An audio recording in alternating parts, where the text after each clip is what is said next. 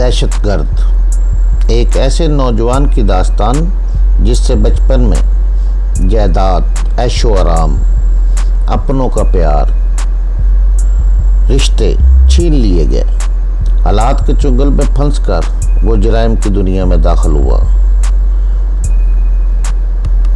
मुहिब वतन होते हुए मुल्क दुश्मन करार दिया गया। इंडिया गया तो कदम कदम पर मौत ने घेरा, मगर उसने इंडिया में इंडिया की बैंड बजाए रखी। दास्तान की तरफ जाने से पहले चैनल को सब्सक्राइब करें, लाइक और शेयर करके अपनी मोहब्बत का सबूत दें। एक दिल हिला देने वाली दास्तान, दहशतगर्द। दहशत किस्त नंबर 116। देखो पांडे, मैंने सख्त लहजे में कहा, तुम अच्छी तरह मुझे जानते हो। मैं जो कुछ कहता हूँ इस पर अमल भी करता हूँ।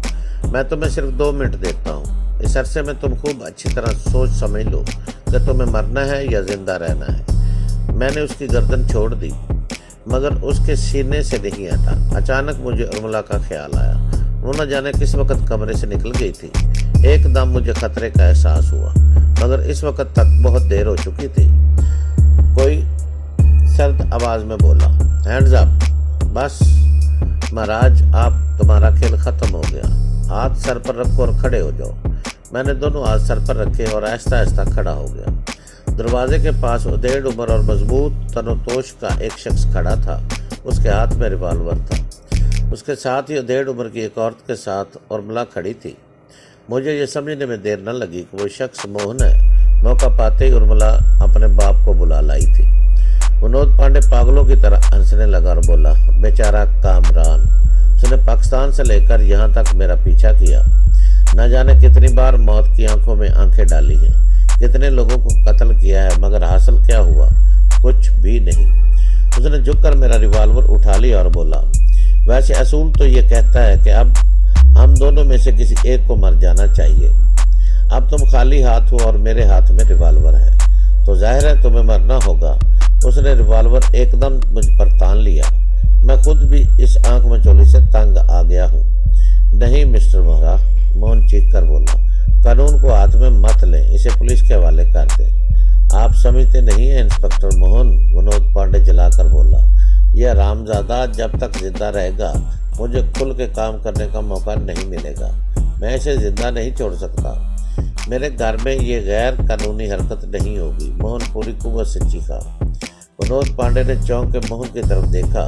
बस वही लम्हा था जब वो मेरी तरफ से गाफिल हुआ। मैंने बिजली की तेज से उछलकर उसके रिवॉल्वर वाले हाथ पर जोरदार किक रसीद कर दी और साथ ही घूम के जोरदार राउंड किक मारी। फिर इससे पहले कि वो संभलता, मैंने उसे मोहन पर धकेल दिया।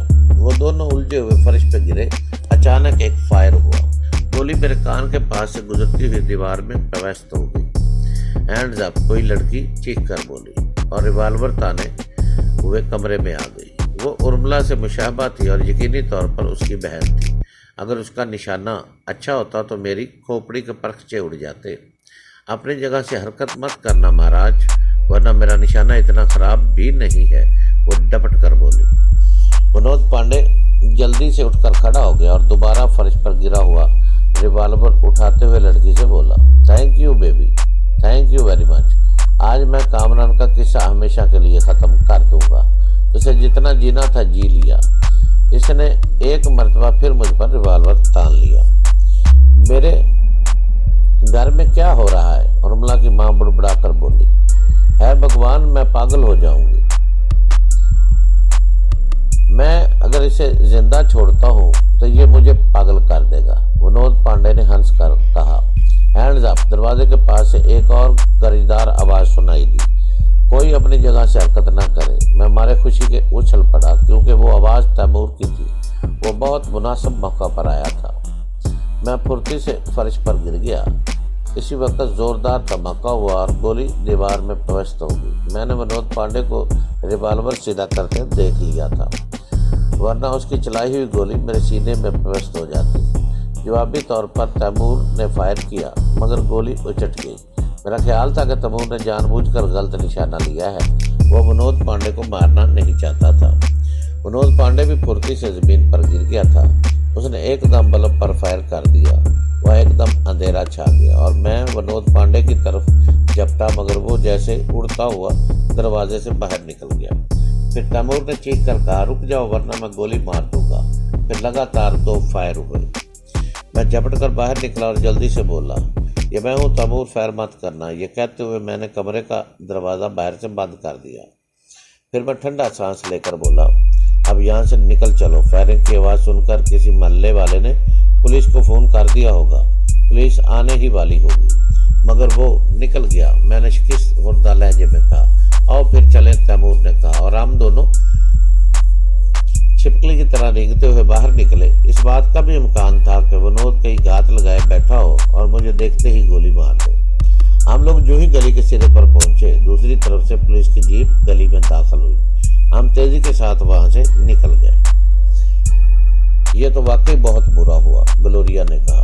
मैं घर पहुंचने के बाद ग्लोरिया और कांता को बता चुका था कि शिकार हमारे हाथ से निकल गया।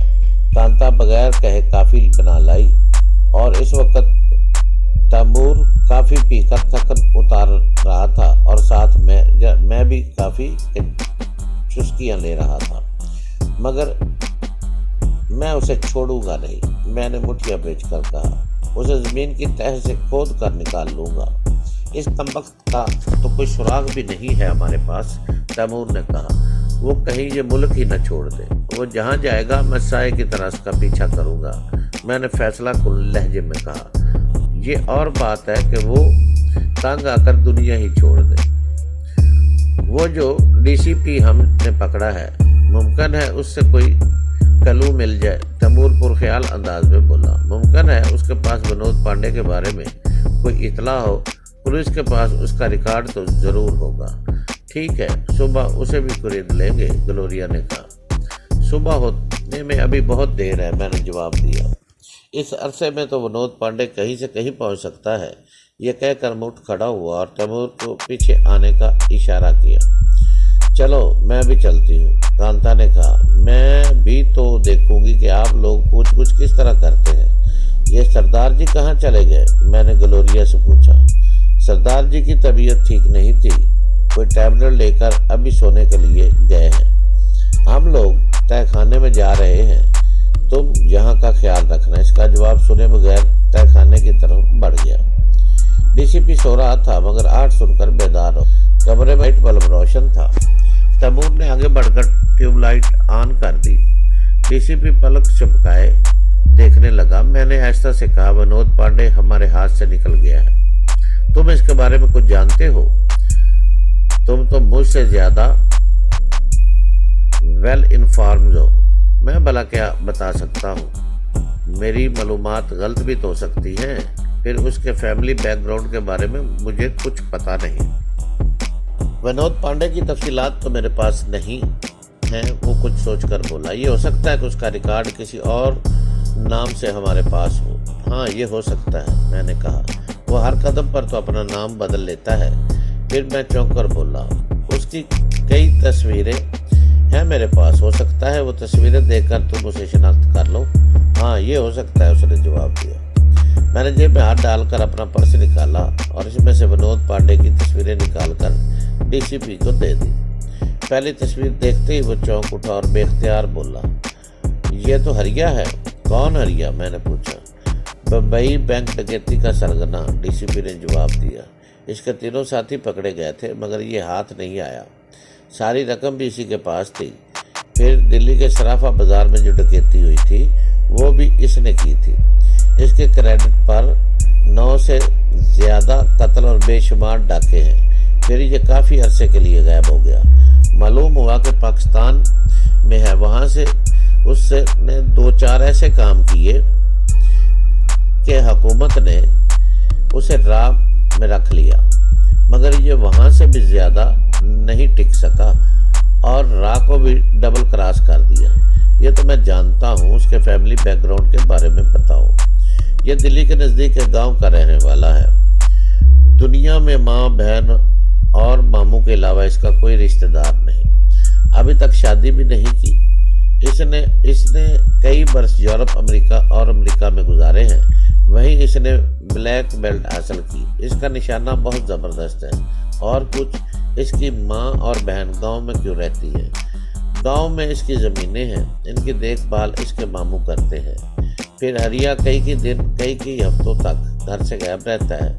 गांव में तो मामू इसकी माँ और बहन का ख्याल रखते हैं, शहर में कौन ख्याल रखेगा? इसके गांव का नाम क्या है? मैंने पूछा। शांतिपुर, उसने जवाब दिया। थैंक यू डीसीपी साहब, मैंने जवाब दिया। अगर आप यूं ही हमसे कोऑपरेट करते रहे तो हमारी तरफ से भी आपको बिल्कुल शिकायत नहीं होगी। ये कहकर मैं उठकर खड़ा हो गया।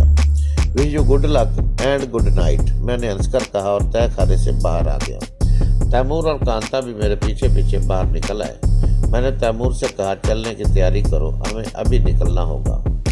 भला मुझे क्या तैयारी करना है? तैमूर ने सर से पांव तक अपना जायजा लेते हुए कहा। लेकिन अगर हम सुबह निकलते तो ज़्यादा मुनासिब होता। इस वक्त निकलने का क्या फ़ायदा होगा? ग्लोरिया और कांता एक ही कमरे में थी। मैंने दरवाजे पर दस्तक दी तो कांता ने दरवाज़ा खोला। ग्लोरिया सोने की तैयारी कर रही थी। तुमने ग्लोरिया को बता दिया कि हम लोग दिल्ली जा रहे हैं? मैंने पूछा। मैं अभी आई थी कमरे में, मुझे ग्लोरिया से बात करने का मौका नहीं मिला। आवाज़ ही सुनकर ग्लोरिया वहीं आ गई और बोली, क्या प्रॉब्लम है? प्रॉब्लम तो कुछ नहीं है, हम लोग दिल्ली जा रहे हैं, मैंने हंसकर कहा। मैं भी तुम्हारे साथ चलूंगी, कांता ने कहा। नहीं कांता, मैंने कहा, हम वहाँ सैरो तफरी के लिए नहीं जा रहे हैं।